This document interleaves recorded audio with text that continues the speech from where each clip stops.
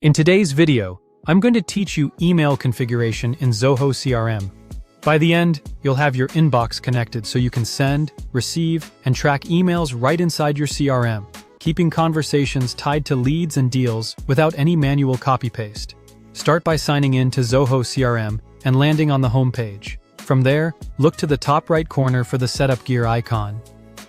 Click it to open the Admin and Personalization area.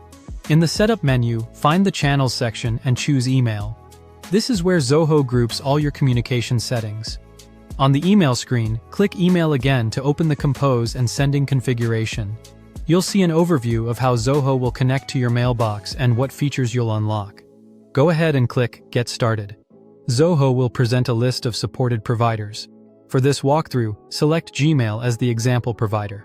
The steps are similar for other popular providers, but Gmail keeps things straightforward with OAuth authentication.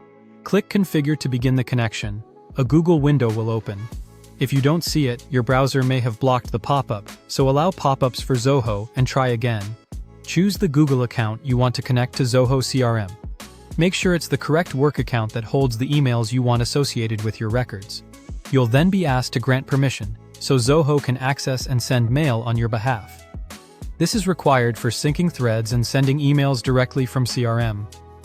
Click Continue, and on the next summary screen, click Continue again to confirm. You'll be redirected back to Zoho.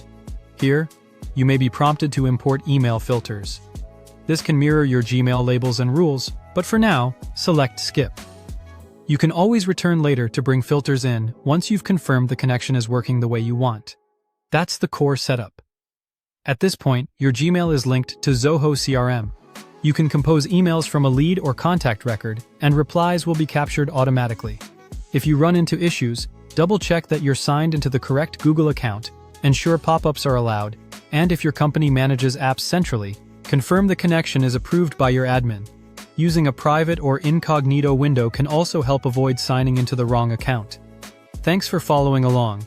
If this was helpful, subscribe for more.